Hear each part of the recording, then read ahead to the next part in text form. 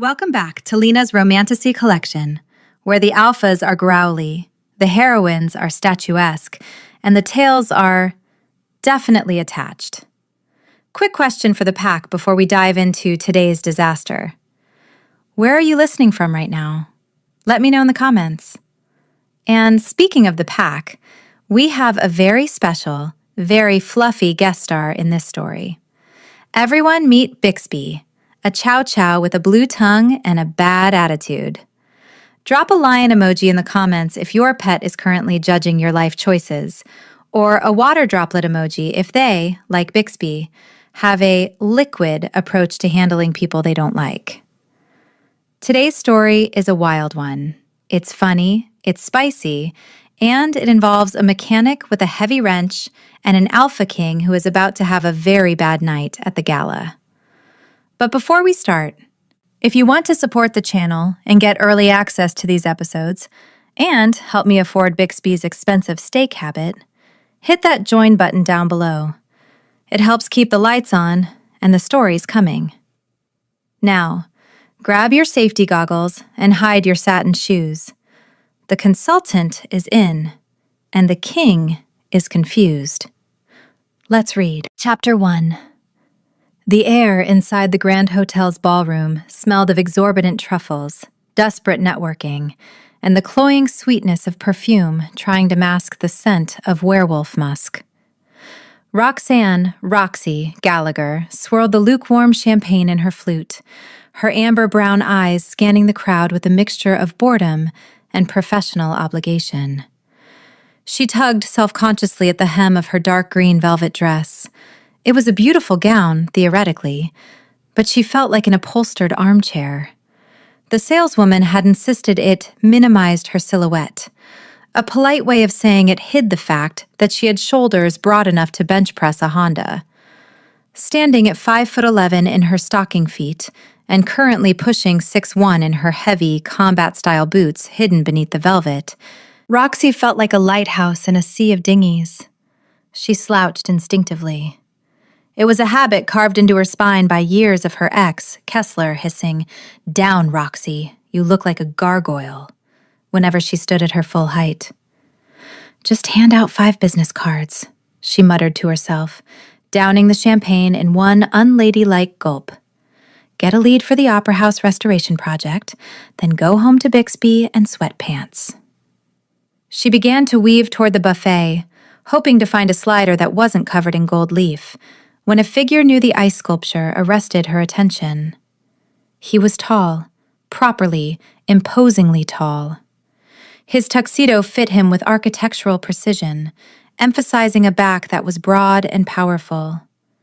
But it wasn't the tuxedo that made Roxy stop dead in her tracks. It was the tail. It was a masterpiece of costume design, long, thick, and covered in fur the color of a starless void. It swayed with a hypnotic, rhythmic grace. Roxy squinted, her professional curiosity piqued. As a wolf herself, albeit one from a dismantled minor pack, she knew the biological reality of shifting.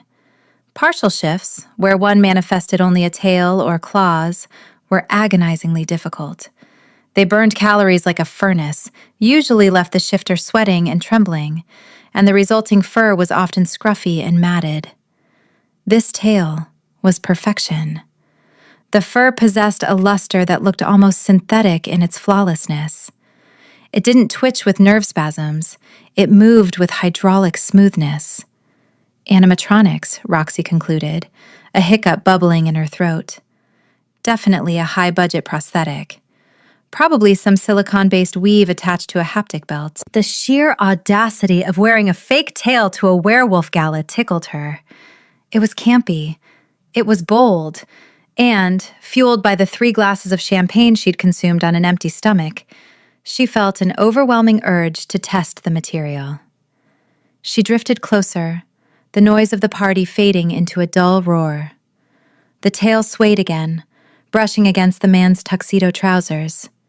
It looked incredibly soft, begging to be touched. "Nice costume," she murmured, stepping into his personal space, her voice low and teasing. "The articulation is incredible. Who's your vendor? Without thinking, driven by the tactile curiosity that made her touch wet paint signs, Roxy reached out. She wrapped her hand around the thick, luxurious fur. It was warm, surprisingly so, but she attributed that to a battery pack. With a playful grin, she gave it a firm, decisive yank, fully expecting the snap of a plastic buckle or the ripping sound of Velcro. She did not expect the man to stiffen, as if he had been struck by lightning. A sound erupted from his chest, not a human shout, not a theatrical growl, but a visceral, tectonic rumble that vibrated through the floorboards and traveled straight up through the soles of her boots. It was the sound of a predator whose spine had just been violently torqued. He spun around with terrifying speed, a blur of motion that no human could track. His eyes were not human. They were luminous, molten gold, burning with a legendary intensity she had only read about in dusty history books. "It's attached!" The roar hit her like a physical punch to the gut. It wasn't just noise, it was a shockwave of alpha dominance. The ballroom went instantly, deathly silent. The string quartet screeched to a halt. A tray of crystal champagne flutes on a nearby table shattered, exploding from the sheer acoustic pressure of his voice. Roxy froze, her hand still hovering in the air where his tail had been. Her brain stalled, trying to recalibrate. Gold eyes. Vocal modulation that shatters glass. Heat radiating from the body like a blast furnace. This wasn't a prop. This wasn't animatronics. This was the Alpha King, Declan Strathmore. And she had just tried to disconnect his actual tailbone. "Oh," she said, her voice ringing loud and clear in the sudden quiet. She tilted her head, her survival instincts seemingly short-circuited by the absurdity of the moment.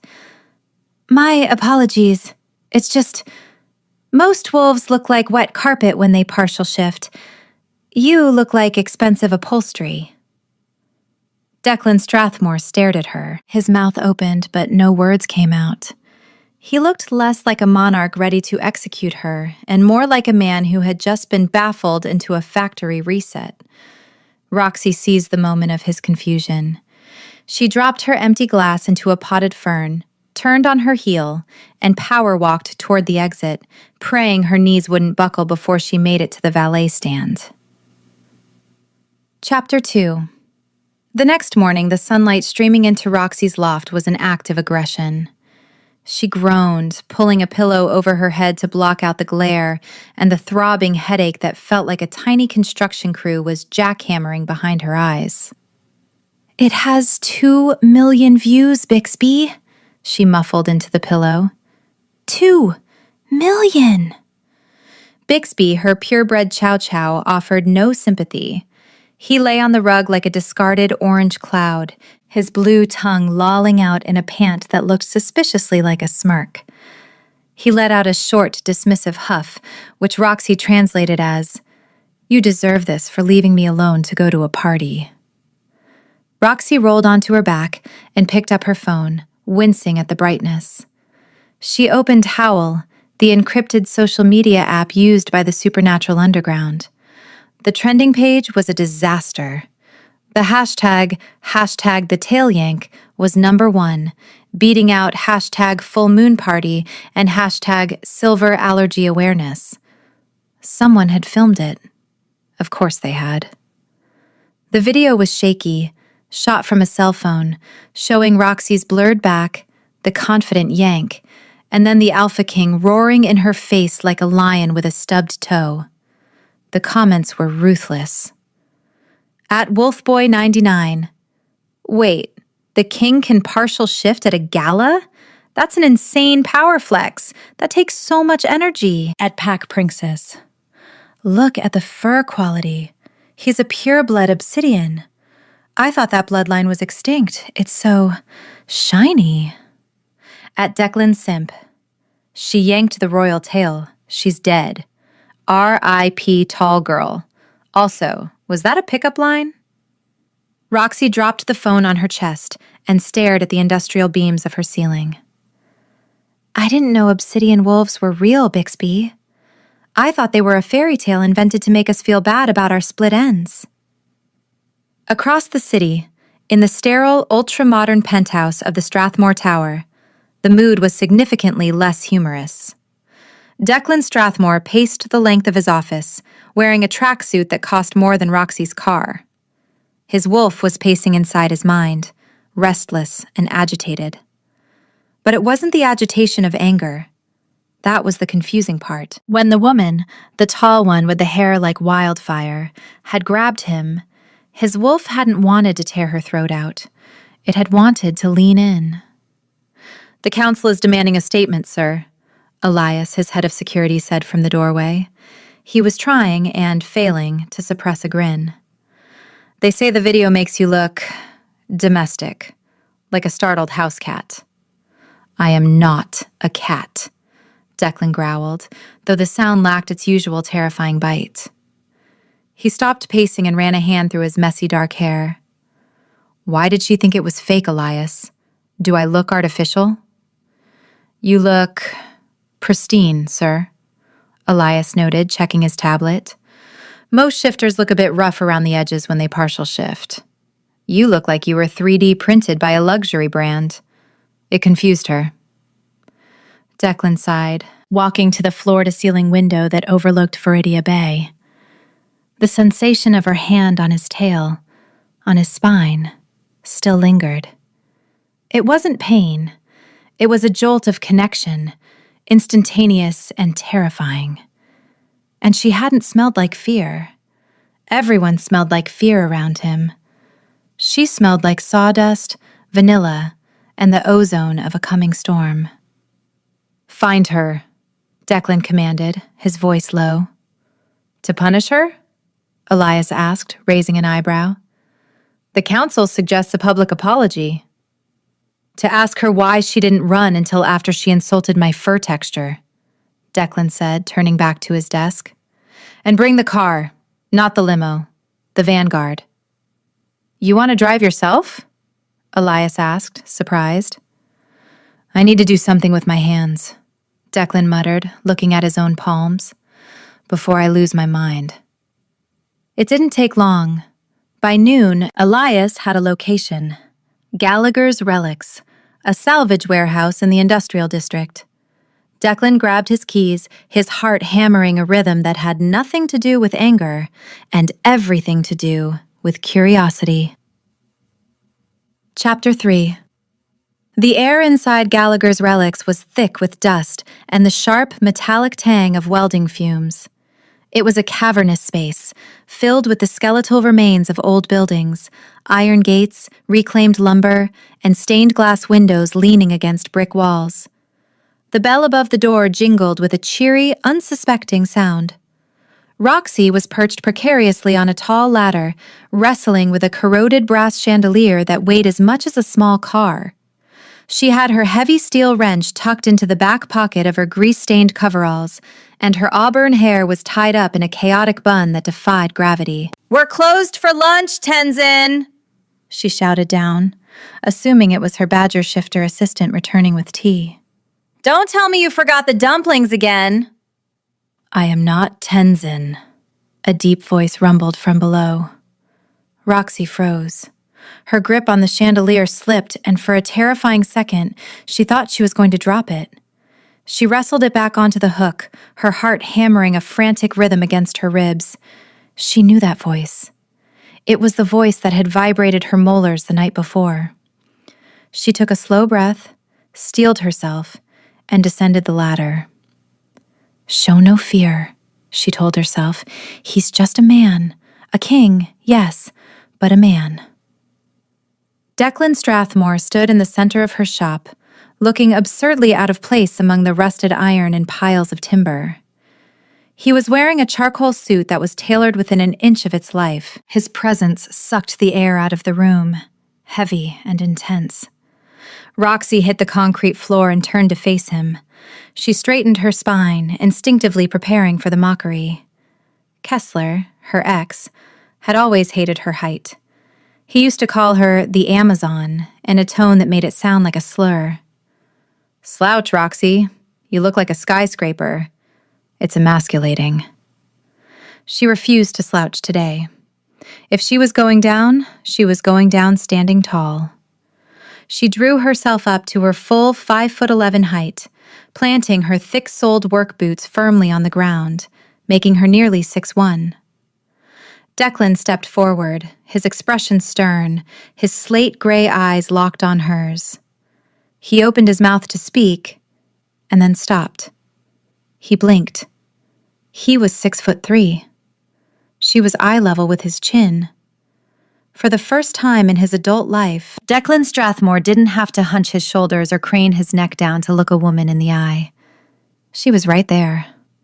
A flush of color, dark and undeniable, crept up Declan's neck. He wasn't looking at her with rage. He was staring at her boots, then her shoulders, then her eyes, with a look of stunned fascination. "You're tall," he blurted out. It was the most intelligent thing his brain could conjure in the face of such unexpected parody.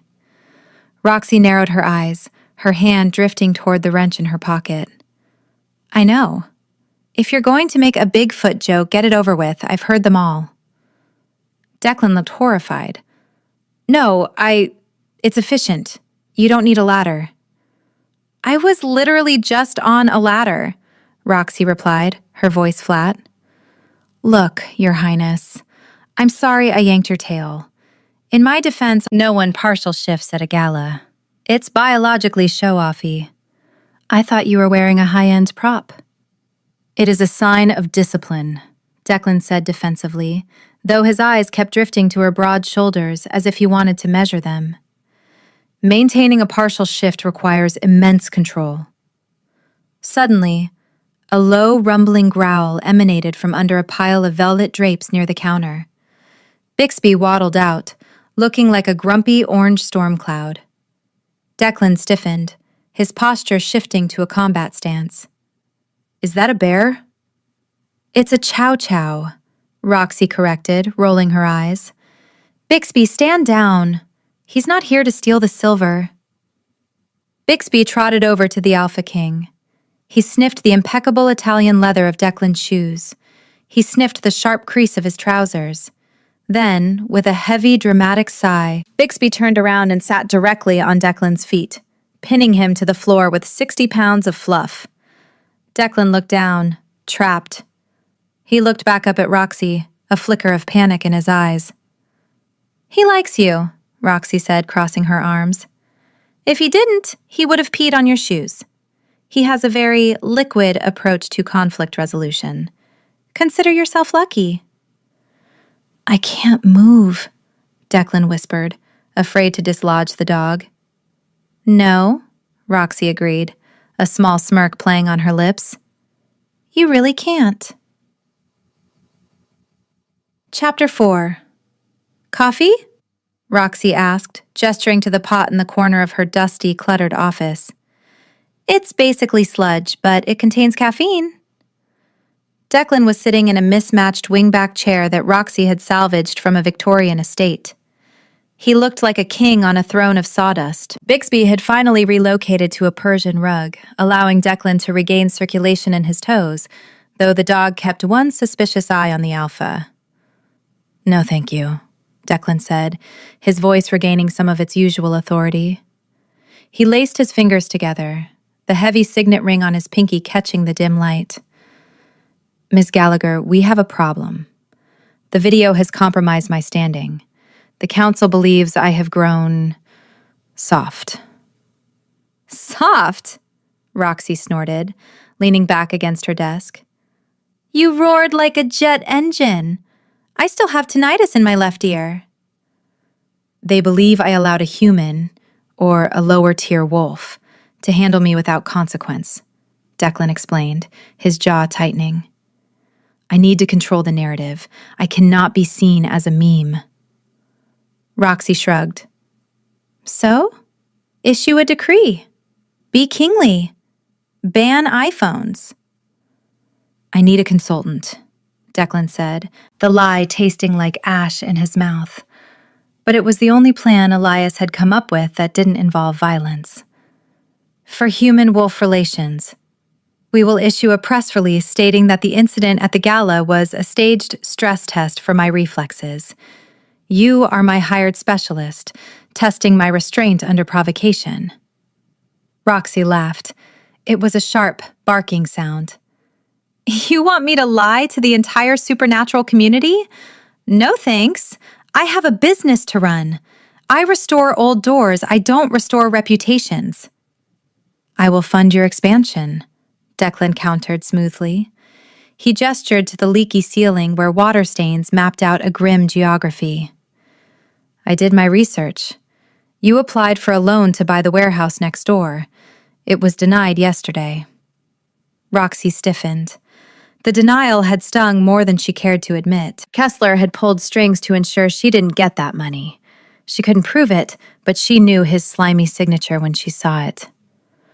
I don't need charity, she said, her voice cooling by 10 degrees. And I certainly don't need an alpha looming over my shoulder signing my checks. I've had that before. It doesn't end well. Declan stood up. He moved to step closer, but when he saw her flinch, just a microscopic tightening of her jaw, he stopped immediately. He kept his distance, giving her the space she clearly needed. This is not charity, he said softly. It is a business transaction, a contract. You help me fix my image, and I invest in your company as a silent partner. Very silent. I will not own it. I will not control it. Roxy looked at him. He wasn't trying to make her feel small. In fact, he seemed to be making himself smaller, keeping his hands clasped, his gaze respectful. I don't do well with men who need me to shrink so they can feel big, she said, the words slipping out before she could check them. It was a direct quote from her final fight with Kessler, a ghost she hadn't exorcised. Declan's eyes flashed gold for a split second, not with anger, but with something fierce and protective. Roxanne, he said, and the use of her full name made her spine tingle. I have no desire for you to shrink. If anything, I prefer you exactly the size you are. It is refreshing. The sincerity in his voice threw her off balance. She looked at the leak in the ceiling, then at Bixby, who was snoring softly. She needed that warehouse. She needed to secure her legacy before Kessler found a way to take it all. Fine, she said, grabbing a notepad and a pen. But we're doing this my way. Strict boundaries. Name them, Declan said, sitting back down. Chapter 5. The negotiation took an hour. The air in the office was thick with dust motes and the tension of two strong wills colliding. Clause 4, Roxy read, tapping her pen on the paper. No growling indoors. It scares the customers and it vibrates the antique glass. Agreed, Declan said, loosening his tie. He looked surprisingly comfortable in the chaotic environment of her office, as if the dust didn't dare settle on his suit. Clause 4, subsection B. No yanking of appendages, tail, ears, or otherwise. My dignity has limits. Roxy smirked. Fine, but I reserve the right to yank if you roar in my face again. That was excessively loud. I'm serious about the tinnitus. I will pay for your ENT visit, Declan said, his tone deadpan but his eyes crinkling at the corners. You're ridiculous, she muttered, writing it down. Clause 5. You do not show up unannounced. I run a business. I can't have the Alpha King just wandering in while I'm welding. It's a safety hazard. I can be helpful, Declan argued, shifting forward in his chair. I am strong. I can lift heavy beams. I'm strong too, Roxy shot back, reflexively flexing her arm. I don't need a muscle man to move my inventory. I am aware, Declan murmured. His gaze dropped to her arms, which were currently crossed over her chest. The sleeves of her coveralls were rolled up, revealing defined biceps and a smattering of freckles. He quickly looked away, spinning the ring on his finger nervously. Fine. Appointments only. And finally, Roxy said, her voice turning serious. She leaned over the desk, meeting his gaze. The investment is a loan. I will pay it back with interest. I want full ownership of the expansion. No equity for the pack, no board seats, no control. Agreed, Declan said without hesitation. I don't want to own you, your business. I just want the partnership. Roxy paused. I don't want to own you. The words hung in the air, distinct and heavy. Kessler had always wanted to own her.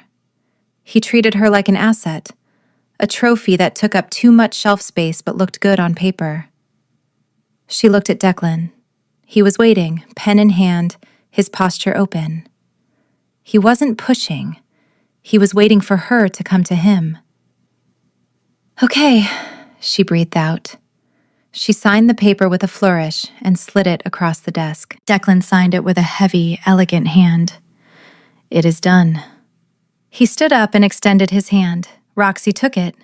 His grip was warm, his palm calloused, surprising for a king who wore such expensive suits.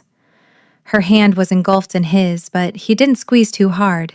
He matched her pressure perfectly, a silent acknowledgement of her strength. A spark, something static and electric, zipped up her arm. Welcome to the team, consultant, he said. Don't make me regret this, Your Highness, she replied, pulling her hand back perhaps a second too quickly. As he turned to leave, Bixby lifted his head from the rug and let out a short, warning woof. Declan paused at the door and looked back. A small, genuine smile touched his lips, the first one she had seen. It transformed his face from terrifying to devastatingly handsome. Nice dog, he said. He pees on people he doesn't like, Roxy warned. And people who yell at me. So watch your tone. I'll keep that in mind, Declan said. Then he walked out, and for the first time in years, the shop felt a little too quiet without him. Chapter 6. The ballet flats were a tactical error. Roxy stood backstage at the Strathmore Tower Press Center, looking down at her feet. She was wearing simple black flats, the kind that offered zero arch support and made her feel like a duck.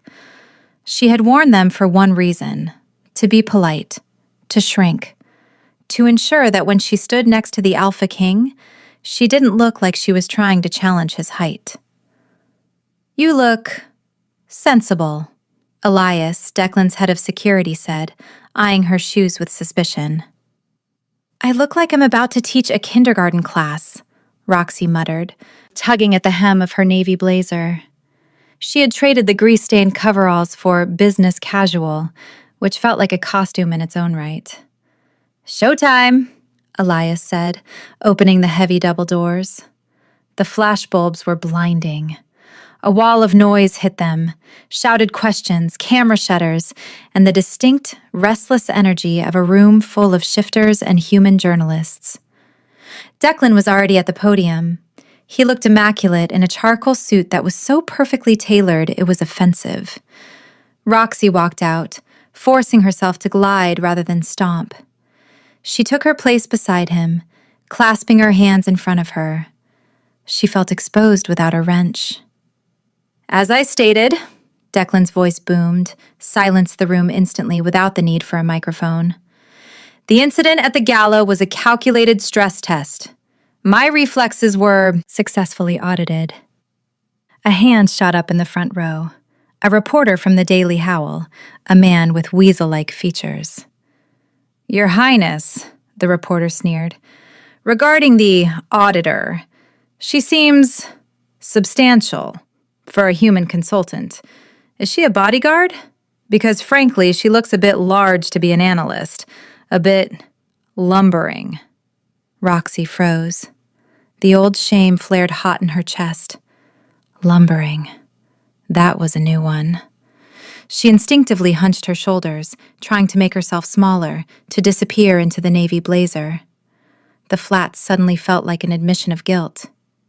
Then, a sound tore through the speakers, a low, menacing rumble that caused the microphones to squeal with feedback. Declan hadn't moved, but his slate-gray eyes had turned a piercing, molten gold. He leaned into the mic, his gaze fixed on the reporter like a laser sight. "The word you are looking for," Declan said, his voice dropping to a register that vibrated the water in the pitcher on the table, "is statuesque." The room went deadly silent. "Miss Gallagher is not large," Declan continued, his tone icy and precise. "She is formidable. She commands the space she occupies because she has earned it. And if you ever refer to a member of my staff as lumbering again, I will personally demonstrate the difference between a stumble and a hunt. Do I make myself clear?" The reporter went pale and sat down so fast he nearly missed his chair. Roxy stared at the side of Declan's face. He didn't look at her. He just adjusted his cuffs, his gold eyes fading back to gray. But for the first time in her life, standing next to a man didn't feel like a liability. She straightened her spine. She lifted her chin. And even in the damn ballet flats, she felt 10 feet tall. Chapter 7. 2 days later, the vintage red Ford Bronco sat parked in front of Gallagher's relics, gleaming like a cherry-colored beast. Roxy loved that truck. She had restored it herself, rebuilding the engine until it purred with a deep, throaty rhythm that rivaled any wolf. She was currently wrestling with a wrought iron gate from the 1920s.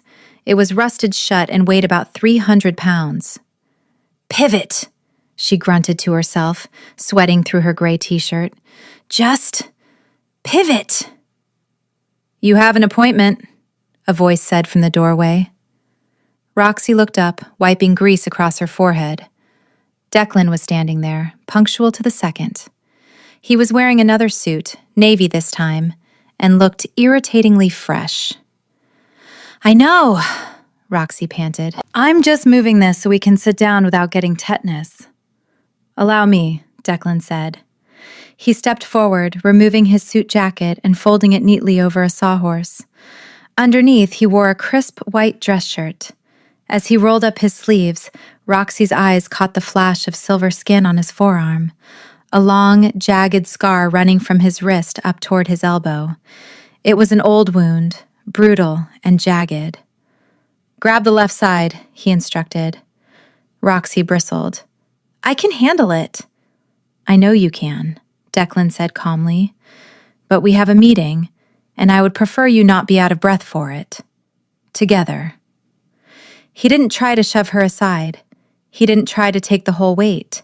He mirrored her grip. "On 3, he said. 1, 2, 3. They lifted in unison. The iron groaned, but it moved. Roxy felt the power radiating off him. Not the aggressive, dominating force of an alpha trying to cow a subordinate, but a steady, cooperative strength. He smelled of cedar and expensive scotch, a sharp contrast to the shop's scent of sawdust and old metal. They set the gate down against the wall with a heavy thud. Declan dusted off his hands, not seeming to mind the rust on his pristine shirt cuffs. He looked at her, his eyes scanning her face, her messy hair, the grease streak on her forehead. "You drive a Bronco," he stated, glancing out the window. 1978, Roxy said, grabbing a rag to wipe her hands. "Rebuilt the transmission last winter." Declan nodded, a look of appreciation crossing his face. "Solid engineering. Reliable. It fits you." "Is that a compliment?" Roxy asked, narrowing her eyes. "Or are you calling me a truck?" Declan paused, the tips of his ears turning a faint pink. "I am saying that you value function and durability over shallow aesthetics. It is admirable." Roxy stared at him. He was spinning the signet ring on his pinky finger, a nervous tic she was starting to recognize. "Okay," she said, tossing the rag onto a workbench. Compliment accepted. Now, about those quarterly projections you wanted to review? Chapter 8. The phone rang just as Roxy was closing up shop. The caller ID made her stomach drop. Unknown number. But she knew. Her wolf knew. Hello? She answered, her grip on the phone tightening until the plastic creaked. Still playing dress up with the big dogs, Amazon? The voice was like oil slicked over gravel. Kessler. Roxy leaned back against the counter, her knees suddenly feeling weak. What do you want, Kessler? I saw the press conference. Kessler laughed. It was a cruel, high-pitched sound. Statuesque. Is that what he's calling it? Back in the pack, we just called it blocking the view. You looked ridiculous, Roxy, like a linebacker in ballet slippers. Did you break the stage? The insults were old, worn smooth by years of repetition, but they still cut. Too big. Too much. A linebacker. Roxy looked at her reflection in the dark shop window. She saw her broad shoulders, her height. For a second, she didn't see the woman Declan had defended. She just saw the gargoyle Kessler had made her believe she was. I'm hanging up, she whispered. Don't, Kessler snapped, his tone shifting to business. I know about the loan, Roxy. I know the king bailed you out. But that land is family territory. You can't just sell your soul to a sovereign wolf to keep it. I didn't sell anything, Roxy said, her voice shaking. It's a business deal. He'll tire of you, Kessler sneered. He's an obsidian alpha. They like perfection.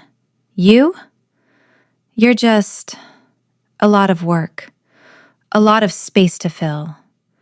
When he realizes how exhausting it is to constantly look up at you, he'll drop you, just like I did.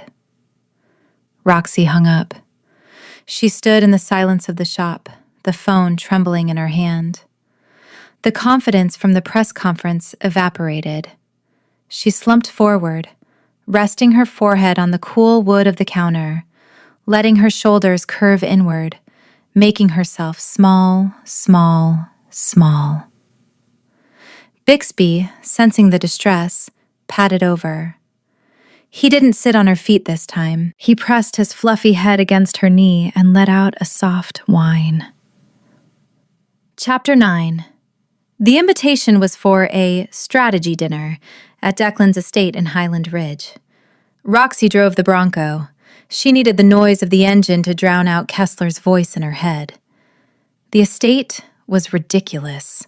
A sprawling modern mansion of glass and stone perched on a cliff, surrounded by snow-dusted pines. Declan met her at the door. He wasn't wearing a suit. He was wearing a dark cashmere sweater that made him look softer, more approachable. Welcome, he said, stepping aside. The dining room table was long enough to seat 20 people. They sat at one end, an expanse of polished mahogany stretching out before them. The chef, a nervous human, brought out the first course, a single scallop on a bed of foam. Roxy stared at it. It was the size of a quarter. She picked up her fork, hunching over the plate. She crossed her ankles under the chair, tucking her feet back. She kept her elbows tight to her sides. Don't be a linebacker. Don't take up space. Declan watched her. He took a bite of his scallop, frowned, and set his fork down. Roxanne, he said softly. Roxy flinched. Yeah? Why are you folding yourself? She looked up. What? You are folding yourself, Declan repeated. You are hunched over. Your feet are tucked. You look like you are trying to fit into a box that does not exist. Roxy felt the heat rise in her cheeks.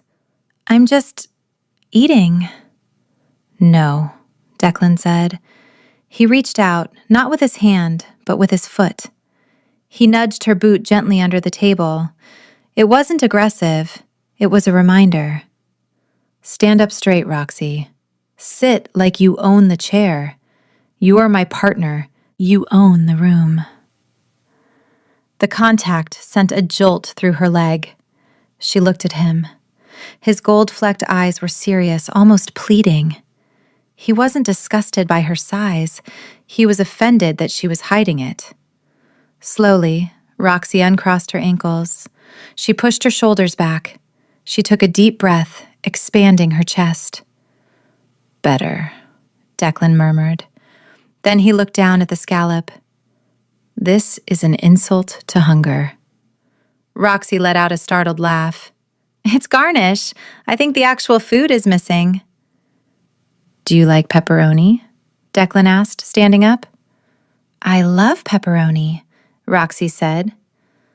"Good," the Alpha King said, pulling a phone from his pocket. "I am ordering pizza. I refuse to starve in my own house." Chapter 10. 3 days later, the sky over Viridia Bay turned a bruised, angry purple. The storm hit with the force of a freight train, lashing rain against the windows of Gallagher's relics. Roxy was in the loft upstairs, fighting a losing battle. The roof, the one the loan was supposed to fix, had sprung a new leak directly over her bed.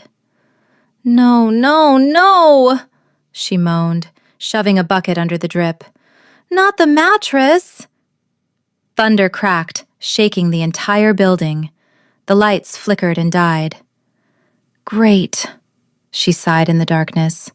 "Just great." A knock pounded on the downstairs door. Not a polite knock, an urgent, heavy hammering. Roxy grabbed a flashlight and descended the spiral stairs. She opened the door to find Declan standing in the deluge. He was soaked to the bone. His hair was plastered to his forehead, water dripping from his nose. He wasn't wearing a coat, just a white shirt that was now translucent, clinging to his chest. "The storm!" he shouted over the wind. "The roads to the ridge are washed out. I was in the area." "You were in the industrial district at 10 p.m.? Roxy asked, pulling him inside and slamming the door against the wind. "I was checking on the asset," he lied badly, shivering. Roxy led him upstairs. The air in the loft was freezing. She fired up the portable electric heater. Thankfully, she had a battery backup generator for her tools. "You're freezing," she said. She grabbed a towel from the bathroom. "Sit." Declan sat on the edge of her dry sofa. He smelled overwhelming. Sharp ozone from the storm, wet wool, and that deep, woodsy cedar scent. Roxy stepped behind him. She draped the towel over his head and began to rub his hair briskly. It was an intimate gesture, something mates did, but she didn't stop. Declan went still.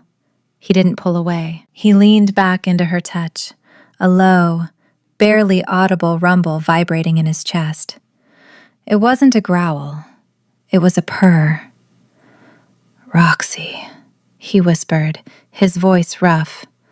"Hush," she said, her hands moving over his scalp, drying the dark strands. "You're going to catch a cold, and I can't afford a sick partner." For a moment, in the dark loft lit only by the orange glow of the heater, there was no king and no consultant. Just a man leaning into the warmth of a woman who was strong enough to hold him up. "You smell like rain," he murmured, his eyes slipping shut. "And you smell like a wet dog," she whispered back, though her heart was pounding a frantic rhythm against her ribs. She didn't pull away. Chapter 11. The air in the loft was charged with static electricity, and it wasn't just from the storm raging outside. Roxy stood behind the sofa, her hand still hovering near Declan's damp hair. The towel had fallen to his shoulders. The low, rumbling sound, that vibration that was suspiciously like a purr, had stopped the moment he realized he was making it. Declan went rigid. The relaxed slump of his shoulders vanished, replaced by the stiff, military posture of a king who had just been caught napping on the job. He stood up abruptly, nearly knocking over the portable heater. He cleared his throat, his voice rougher than usual. He didn't look at her. He looked at the water stain on the ceiling, anywhere but at her face. I should check the perimeter. The storm could have damaged the lower windows. Declan, Roxy said, stepping around the sofa. The windows have iron bars. I welded them myself. Nothing is getting in. The wind is forceful, he muttered, finally glancing at her. His eyes were a swirling mix of slate gray and molten gold. The wolf was right at the surface. Roxy could smell it. Not the wet dog scent she had teased him about, but something sharper, like cedar wood snapping in a fire. He took a step toward her, and for a heartbeat, Roxy thought he was going to kiss her. Her breath hitched. She didn't retreat. She stood her ground, 5'11" of anticipation. But Declan stopped. His gaze dropped to her neck, where her pulse was visibly hammering, and his jaw tightened until a muscle feathered in his cheek. He looked like a man starving to death at a banquet who was terrified the food was poisoned. I will take the couch downstairs in the office, he said, his voice clipped and distant. It is inappropriate for me to stay in your personal quarters. Roxy felt the rejection like a slap. 1 minute, he was leaning into her touch, vibrating with contentment. The next, he was treating her like a radioactive isotope. Right, she said, crossing her arms to hide the fact that her hands were shaking. Inappropriate. Wouldn't want the king to be seen slumming it in a loft. That is not what I meant, Declan started, taking a step forward. Go downstairs, Declan, she cut him off, turning her back to adjust the bucket under the leak. There's a spare blanket in the filing cabinet. Don't let the bed bugs bite. She heard him hesitate. She heard him take a breath to speak. And then she heard the heavy tread of his footsteps retreating down the spiral stairs. Roxy kicked the bucket. Water sloshed over the rim, soaking her sock. Great, she muttered to the empty room. Just great. Downstairs, Declan paced the length of the showroom. He ran a hand over his face. His wolf was howling at him, furious. Mate, it growled. Comfort. Soft.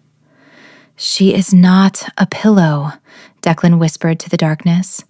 She is a partner, and if I touch her now, while I am like this, I will not stop, and I will scare her away.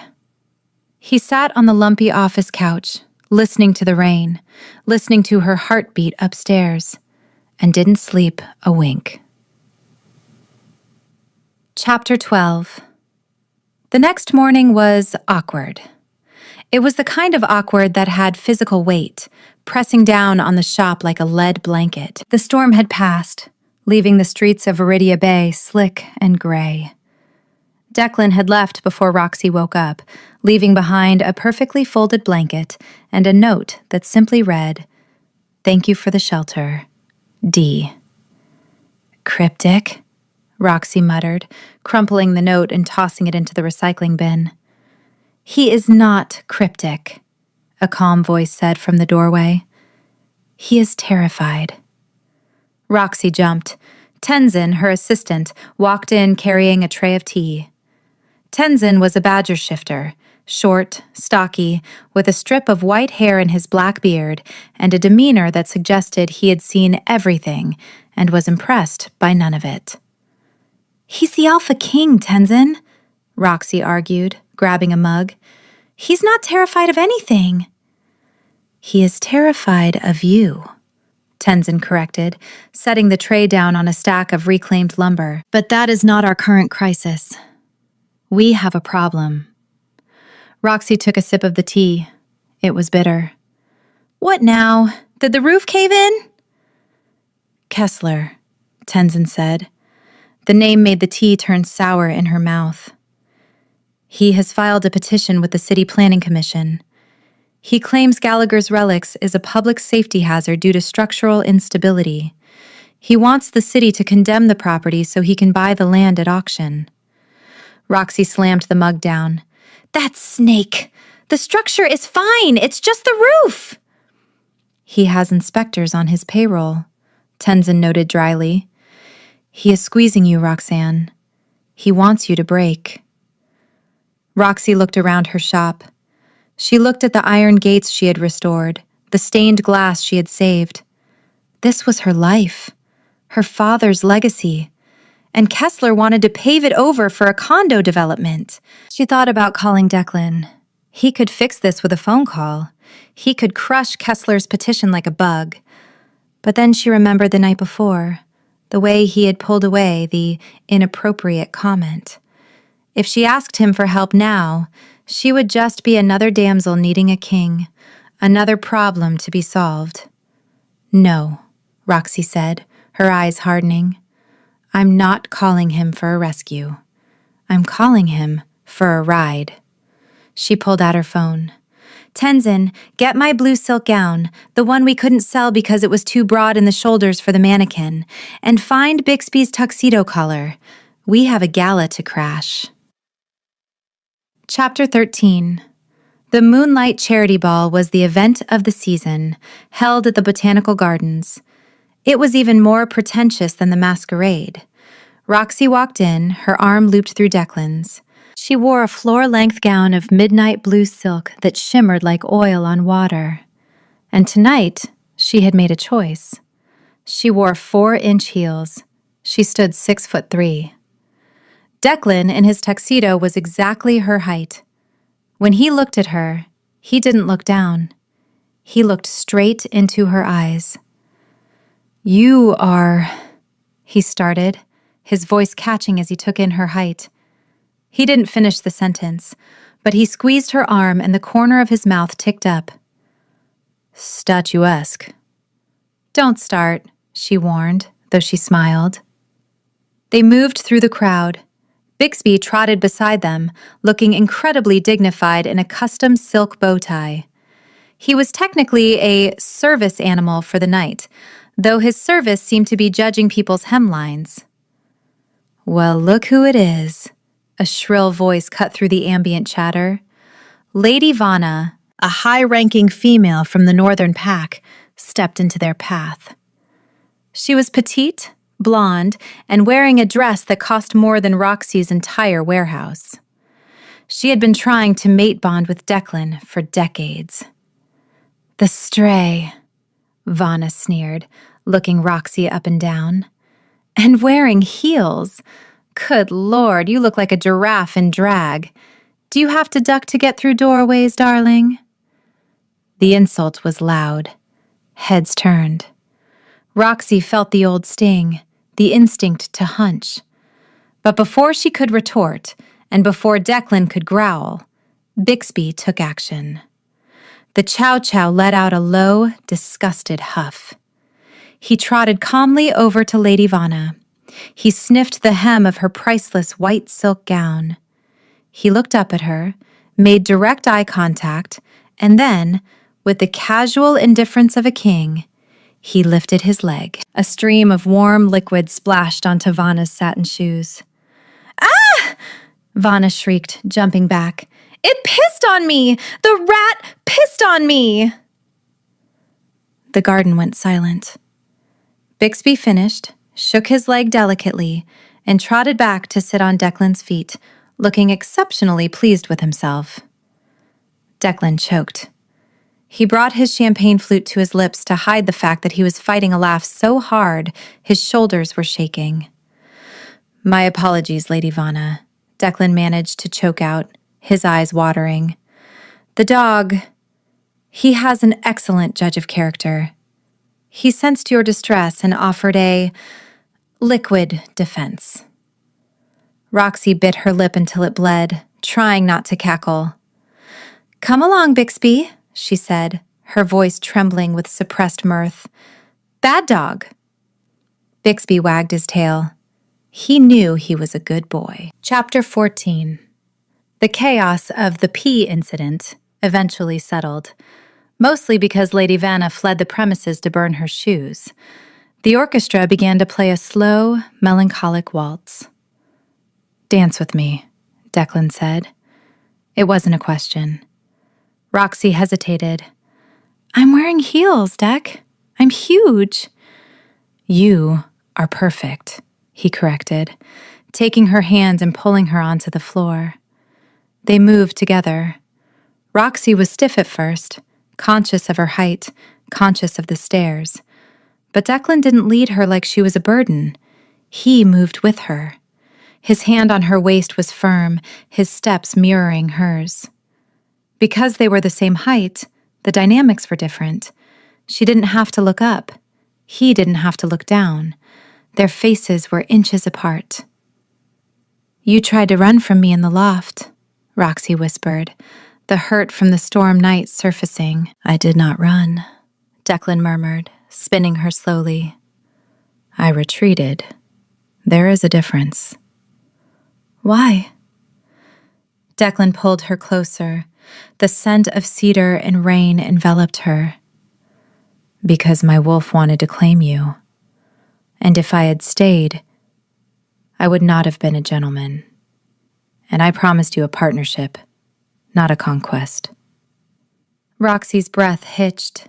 She looked at the scar on his collarbone, visible just above his shirt collar. Declan sighed, a sound of surrender. He leaned forward and rested his chin on top of her head. It was a gesture he could only do because she was tall, because she was there, filling the space, meeting him halfway. You fit, he whispered into her hair. You fit right here. For the first time in her life, Roxy didn't feel too big. She felt held. Chapter 15. The spell was broken by a text message. Meet me in the east hallway, now, or the inspectors condemn the shop tomorrow. Roxy pulled away from Declan. I have to go to the ladies' room. I will wait, Declan said, though his eyes narrowed with suspicion. Roxy walked to the east hallway, a secluded corridor near the kitchens. Kessler was waiting for her. He looked small in his tuxedo, his face flushed with anger and wine. You think you're funny?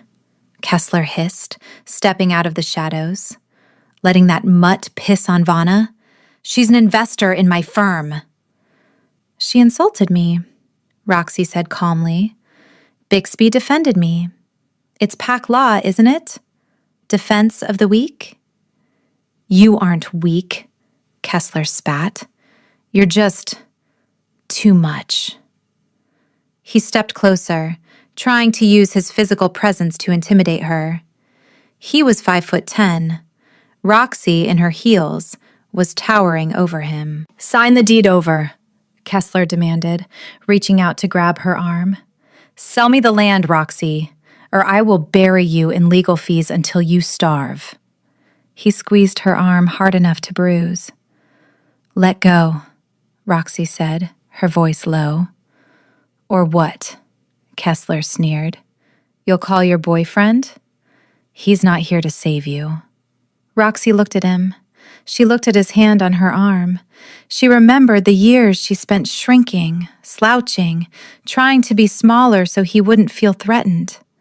She didn't slouch today. I don't need him to save me, she said. Roxy grabbed Kessler's wrist with her free hand. Her grip, honed by years of welding and lifting iron, was like a vice. She twisted, using his own momentum against him, and shoved. Kessler stumbled back, tripping over his own feet. He slammed into the wall with a satisfying thud. I am 6'3" tonight, Kessler, she said, smoothing her silk dress. And I am done shrinking for little men like you. Do your worst with the inspectors. I'll see you in court. She turned and walked away, the click of her heels echoing like gunshots in the empty hall. Kessler watched her go, rubbing his wrist, his eyes burning with a dangerous, humiliating rage. He pulled out his phone. Plan B, he whispered. Bring the silver. Chapter 16. Roxy returned to the ballroom, the click of her heels on the marble floor sounding like a ticking clock. Her adrenaline was fading, replaced by a cold, seeping dread. She had handled Kessler physically. Shoving him into a wall had felt fantastic. But his words had burrowed under her skin like a parasite. "He'll tire of you. You're too much work. A lot of space to fill." She spotted Declan near the chocolate fountain. He was surrounded by council members, nodding politely as an elder wolf droned on about territory disputes. He looked regal, composed, perfect. The Obsidian King. And here she was, a woman with a failing business, a mountain of debt, a vindictive ex, and a dog who had just urinated on a diplomat. She wasn't a partner. She was a liability, a scandal waiting to happen. Declan looked up, sensing her approach. His eyes lit up, the gold flecks swirling in the gray. He excused himself from the council and walked toward her, his stride eating up the distance. "Is everything all right?" he asked, his hand reaching for her elbow. "You were gone a long time." Roxy flinched. She didn't mean to, but the instinct to protect him from her own mess was overwhelming. She pulled her arm back, clasping her hands together. "I'm fine," she lied. Her voice sounded brittle. I have a headache. The music, the lights. I think I need to go." Declan's brow furrowed. He scanned her face, looking for the lie. "Did someone say something to you? Is it Vana?" "No," Roxy said, stepping back. She felt like she was physically creating distance between them, severing the invisible thread that had pulled tight during their dance. "It's just me, Declan. It's always just me." "Roxanne," he said, his voice dropping to a warning growl. "Talk to me." "I can't," she whispered. "I have to handle this myself. Please, just let me go home." She signaled for Tenzin, who was waiting by the exit with Bixby. She didn't wait for Declan's permission. She turned and walked away, her head held high, even though inside she felt like she was crumbling. Declan watched her go. He didn't chase her. He stood frozen in the middle of the crowded ballroom, the warmth of their dance evaporating into the cold reality of her retreat. Chapter 17.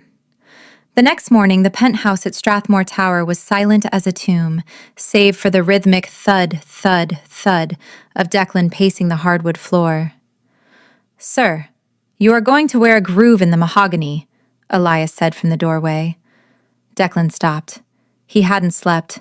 His wolf was pacing inside his skull, agitated and confused. Roxy had shut him out.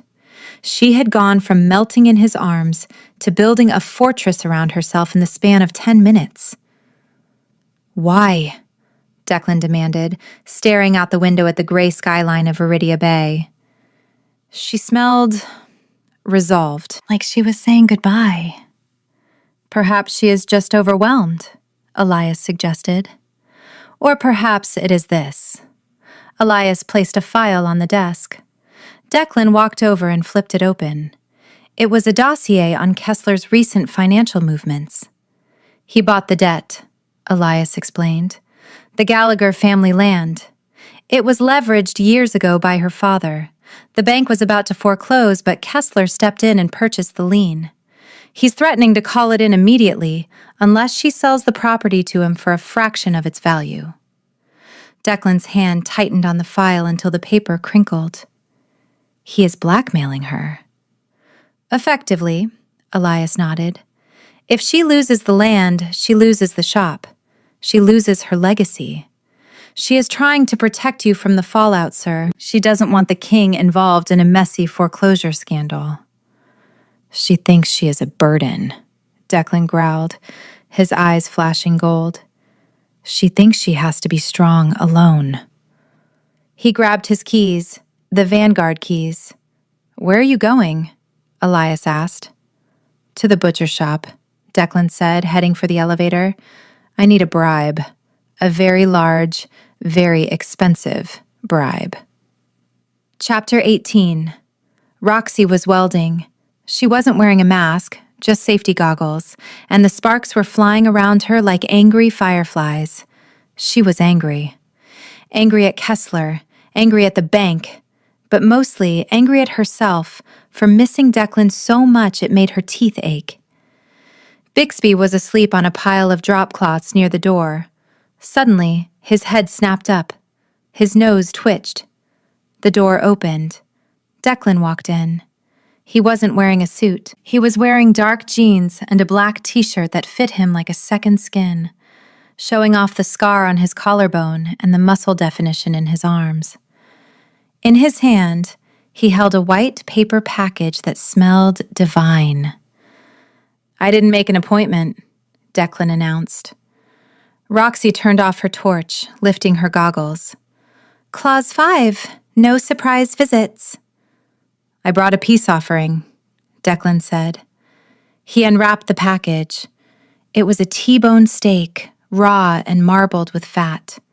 He knelt down and offered it to Bixby. Bixby didn't even hesitate. He took the steak gently, offered a single, muffled woof of gratitude, and retreated to his corner to feast. "Traitor," Roxy muttered to the dog. Declan stood up.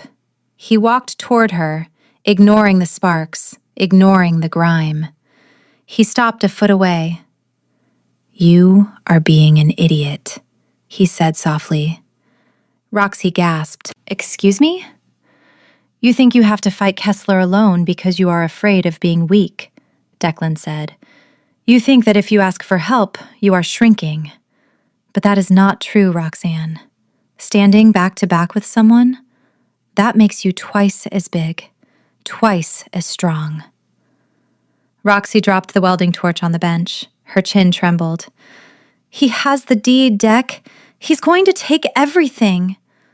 "Let him try," Declan said. He reached into his back pocket and pulled out a long, slender object wrapped in velvet. He handed it to her.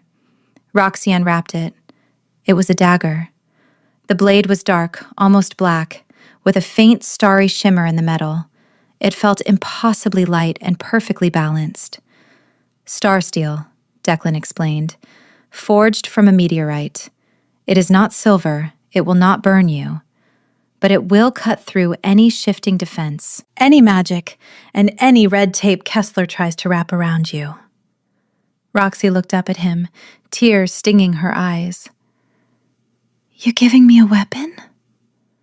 "I am giving you a tool," Declan corrected. "I don't want to save you, Roxy. I want to fight with you." Roxy threw the dagger on the bench and threw her arms around his neck. She didn't have to stand on her toes. He was right there. Chapter 19. The plan was simple, which meant it was bound to go wrong. They agreed to meet Kessler at the old Viridia shipyard at midnight. Roxy had sent him a text. "I'll sign the papers. Bring the deed." The shipyard was a graveyard of rusted metal and fog. It smelled of salt, diesel, and decay. It was Roxy's element. She stood in the center of an empty dry dock, the star steel dagger tucked into her boot, her trusty heavy wrench in her hand. She pulled out her phone, tapped the voice memo app, and hit record, slipping it into her front breast pocket. She wore her coveralls, not a gown. This was a work site. Declan was hidden in the shadows of a crane overhead. The plan was for him to witness Kessler's confession, the blackmail, and then arrest him under pack law. Headlights cut through the fog. A black SUV rolled into the dry dock. Kessler stepped out. He looked smug. But he wasn't alone. 4 other men stepped out of the vehicle. They were big, bulky shifters with the dead eyes of mercenaries, and they were carrying crossbows. "You brought friends," Roxy called out, her voice steady. "Insurance," Kessler smirked, walking toward her. He held a folder in his hand. "You know how it is, Roxy. I don't trust you. You're too unpredictable." He stopped 10 feet away. "Sign it," he commanded, throwing the folder on the wet ground. "And maybe I'll let you keep the dog." Roxy looked at the folder. She looked up at the crane where she knew Declan was watching. "I'm not signing anything, Kessler," she said. "And if you touch my dog, I will dismantle you like a faulty carburetor." Kessler laughed. Get her. Chapter 20. The air exploded into violence. 2 of the mercenaries lunged for Roxy. She didn't shift, she didn't need to. She swung her heavy steel wrench with the precision of a master mechanic. Clang! The wrench connected with the first mercenary's knee. He went down with a howl. The second one grabbed her shoulder. Roxy dropped her center of gravity, twisted, and drove her elbow into his solar plexus. He wheezed, doubling over. From the shadows, a black blur descended. Declan hit the ground in a partial shift, claws extended, eyes glowing gold, teeth bared. He moved like a hurricane. He didn't just fight, he dismantled. He grabbed the third mercenary by the vest and threw him 10 feet into a pile of scrap metal. "It's the king!" one of the mercenaries shouted, panic rising in his voice. Kessler's smugness vanished. He scrambled back toward the SUV, fumbling for something in the back seat. "Don't let him get to the trunk!" Roxy shouted, drawing the star steel dagger from her boot. She parried a blow from a mercenary, the star steel slicing through his thick leather jacket like it was paper. He recoiled, shocked by the blade's sharpness. Declan roared, a sound that shook the rust off the cranes. He was closing in on Kessler. Kessler spun around. In his hand was a modified pistol. It wasn't loaded with lead. The tip of the barrel glinted with a dull white sheen. Silver. "Stay back!" Kessler screamed. He wasn't aiming at Declan. He leveled the gun at Roxy, who was occupied with the last mercenary. "No!" Declan shouted. Time seemed to slow down. Roxy turned, seeing the gun. She couldn't move fast enough. She was off balance. Kessler pulled the trigger. The gunshot was deafening. But the bullet didn't hit Roxy. A dark shape launched itself between her and the gun. Declan took the impact midair. The silver bullet slammed into his side just below his ribs. He hit the ground with a wet thud, sliding across the wet concrete. The smell of burning flesh, acrid and terrifying, filled the air instantly. "Declan!" Roxy screamed. The king didn't move. The silver was already working, poisoning his blood, stopping his heart. Kessler stood there, the smoking gun in his hand, looking horrified at what he had just done. He had just shot the Alpha King. Roxy looked at Declan's still body. Then she looked at Kessler. Her eyes didn't glow. They went completely, terrifyingly dark. She gripped her wrench until her knuckles turned white. She didn't scream. She didn't cry. She just started walking toward him. Chapter 21. The smell of burning flesh and ozone filled the damp air of the shipyard. Declan lay motionless on the wet concrete, the silver bullet in his side sizzling like acid on metal. His skin had gone gray, the gold fading from his eyes as the poison rushed toward his heart. Kessler stood over him, the smoking pistol shaking in his hand. He looked down at the fallen king, then up at Roxy. His face was a mask of terrified realization. He hadn't just won a fight. He had committed regicide.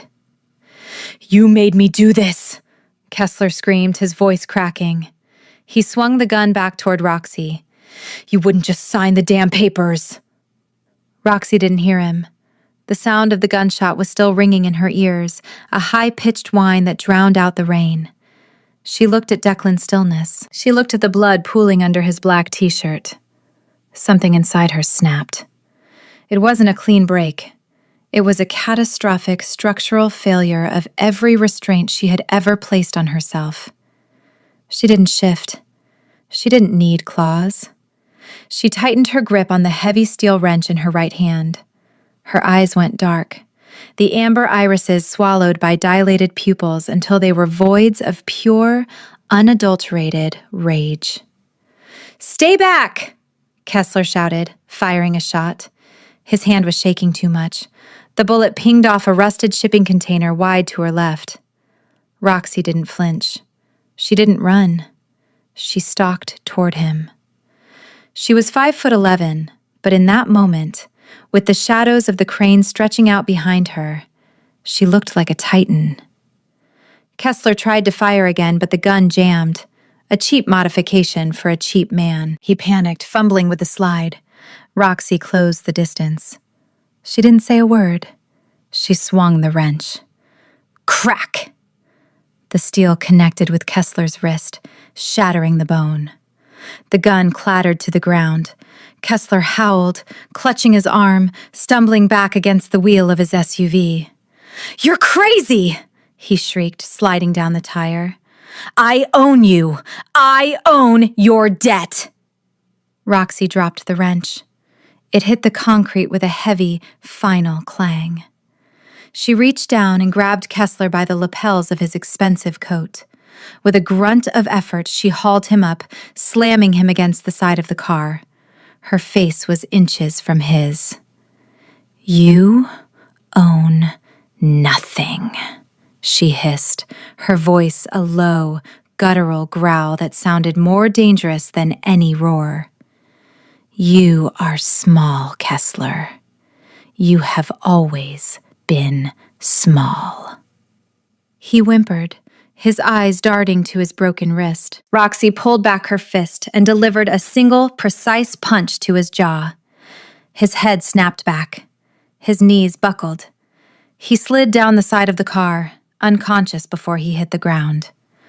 She stood over him, breathing hard, her chest heaving.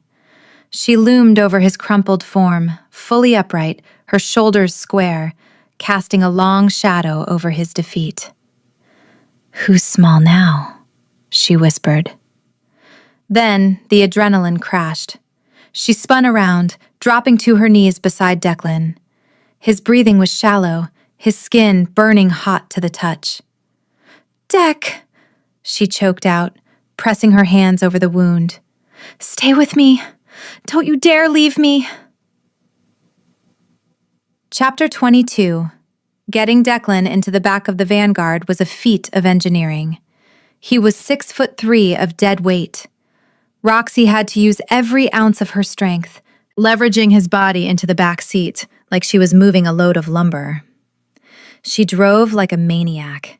The heavy armored car tore through the rain-slicked streets of Viridia Bay, heading not for the hospital, but for the estate in Highland Ridge. She knew enough about silver poisoning to know a hospital couldn't help. Doctors would try to extract the bullet with steel tools, and the delay would kill him. He needed pack medicine. He needed her. She skidded to a halt in front of the mansion. Elias, having been alerted by the car's biometric distress signal, was already at the door with 2 guards. "Silver!" Roxy shouted, jumping out. "Left side, below the ribs!" They carried him into the master bedroom. It was a stark, masculine room, smelling of cedar and pain. They laid him on the bed. His shirt was soaked through with black blood. "We need to get it out," Elias said, his hands shaking. "But I can't touch it. The silver vapor alone will burn a wolf's respiratory tract." "I'll do it," Roxy said. She stripped off her grease-stained coveralls, leaving her in her tank top. She washed her hands in the adjoining bathroom, scrubbing until her skin was raw. She returned to the bedside. She didn't have surgical tools. She rummaged through the pockets of her discarded coveralls lying on the floor. She pulled out a pair of needle-nose pliers she used for delicate wiring. She grabbed a bottle of high-proof rubbing alcohol from the bathroom counter and doused the metal tips, flicking a lighter to sterilize them in a quick burst of blue flame. "Hold him down," she ordered Elias. Roxy climbed onto the bed, straddling Declan's legs to keep him steady. She looked at the wound. The flesh around the entry point was puckered and gray, sizzling faintly. "I'm sorry, Deck," she whispered, tears blurring her vision. "This is going to hurt." She inserted the pliers. Declan screamed. It was a ragged, unconscious sound that tore at her heart. His body arched off the mattress, fighting the intrusion. Elias and the guard struggled to hold his shoulders. "Almost there," Roxy gritted out, sweat dripping from her forehead. She felt the metal of the pliers scrape against the silver slug. Got it! With a sickening squelch, she pulled the bullet free. She dropped it into a metal bowl Elias held out. It clattered loudly, a tiny piece of metal that had almost ended a kingdom. The wound is steaming, Elias noted, backing away. It's healing, Roxy said, watching as the gray color began to recede, replaced by angry red inflammation. The healing factor was kicking back in. She collapsed forward, resting her forehead on Declan's chest. His heart was hammering a frantic rhythm, but it was strong. Hours later, the fever broke. The guards left. The room was quiet. Declan stirred. His eyes fluttered open, hazy and unfocused. They landed on Roxy, who was curled up beside him, watching him with terrified devotion. "Roxanne," he rasped. "You idiot," she sobbed, burying her face in his neck. "You jumped in front of a gun." "You forgot to duck," he whispered, his hand coming up to stroke her hair weakly. "I couldn't let him damage the statuesque view." Roxy laughed, a wet, broken sound. She kissed him then, careful of his injury, pouring every ounce of her fear and love into the contact. It wasn't a tentative first kiss, it was a desperate claiming. Chapter 23. Sunlight poured into the master bedroom, illuminating the dust motes dancing in the air. Roxy woke up with a stiff neck and a heavy weight across her waist. Declan's arm was draped over her, pinning her to the mattress. He was asleep, his face relaxed, the tension lines around his mouth smoothed away. The bandage on his side was clean. The accelerated healing of an alpha meant the wound was already just a pink scar. Roxy lay there for a moment, listening to his breathing. She felt a profound sense of peace. The debt, the shop, the fear. It all felt manageable now. There was a scratching at the door. Roxy carefully disentangled herself from Declan's grip. He grumbled in his sleep but didn't wake, and opened the bedroom door. Bixby trotted in, looking incredibly smug. He was followed by Elias, who looked exhausted. "I fetched the dog from the shop," Elias whispered. "He refused to get in the car until I promised him bacon."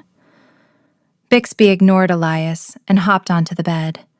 He sniffed Declan's bandage, gave it a single lick, and then curled up between them, effectively claiming the center of the bed.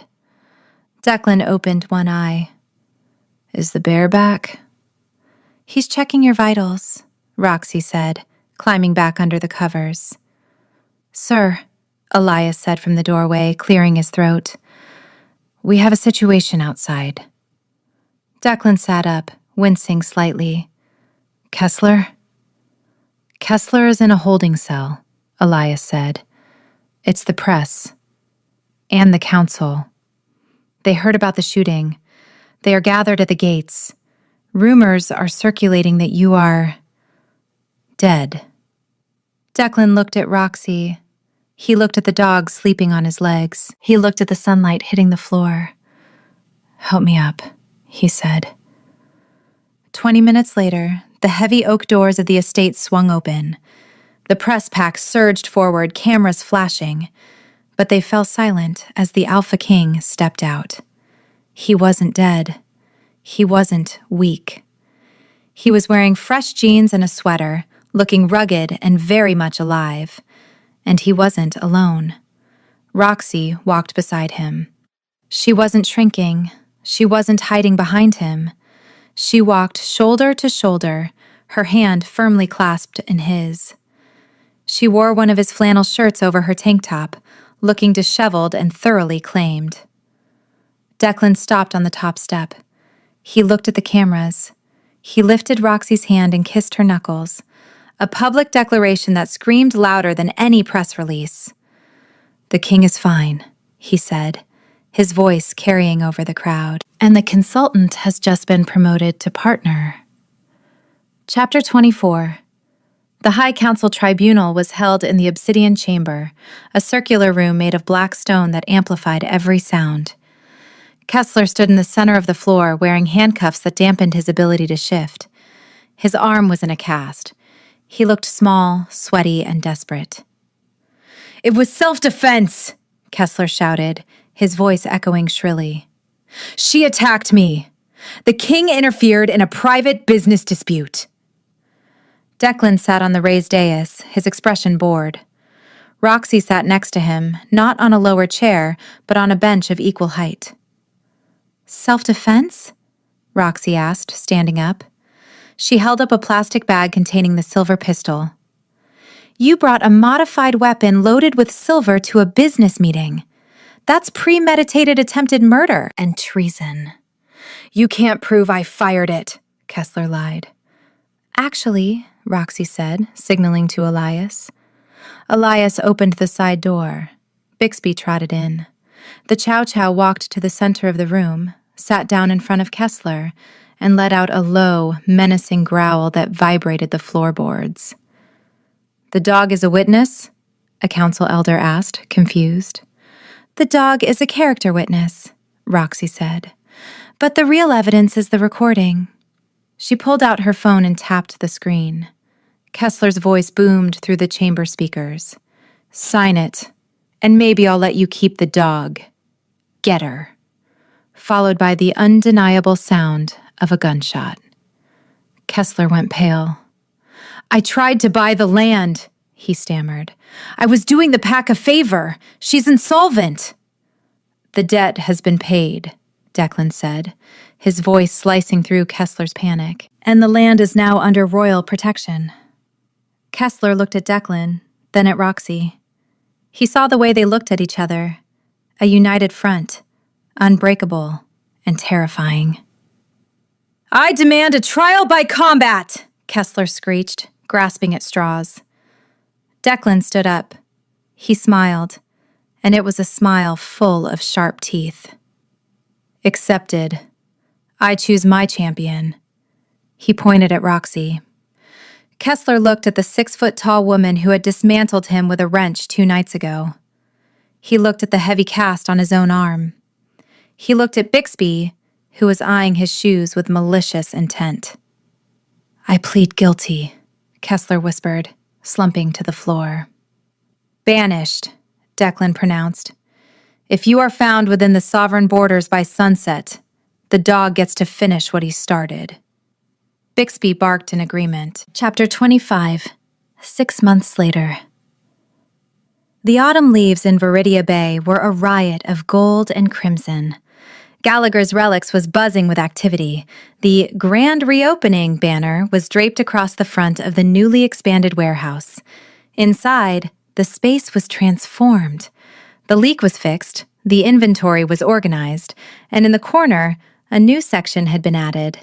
The King's Corner, featuring high-end antique furniture that Declan had donated, Roxy had stolen from his attic because she said it was a crime to hide such craftsmanship. Roxy stood on a ladder, hanging a vintage chandelier. She was humming to herself. "A little to the left," a deep voice said from below. She looked down.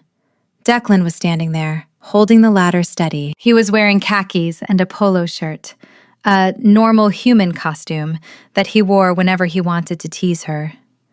"You're micromanaging," Roxy said, climbing down. She landed lightly on the floor. She was wearing her work boots, making her nearly eye level with him. She didn't slouch. She stretched her neck, enjoying the pop of her spine. "I am merely offering aesthetic consultation," Declan grinned, his eyes warm and golden. "It's in my contract." "I tore up that contract months ago," Roxy laughed, wiping a smudge of dust from his cheek. "True," Declan murmured, wrapping his arms around her waist and pulling her flush against him. "Now we have a marriage license. Much harder to break." "Don't tempt me," she teased, though she melted into him. "Happy Halloween, Roxy," he whispered, leaning down to kiss her. "Happy Halloween, Alpha." Before their lips could meet, A heavy weight settled on both of their feet. They looked down. Bixby had waddled over, wearing a tiny pumpkin costume. He sat heavily on Declan's left foot and Roxy's right foot, pinning them together. He looked up at them, let out a satisfied huff, and closed his eyes. Trapped, Declan sighed, resting his forehead against hers. Yeah, Roxy smiled, running her hand over the back of his neck, right where the fur of his costume had been that first night.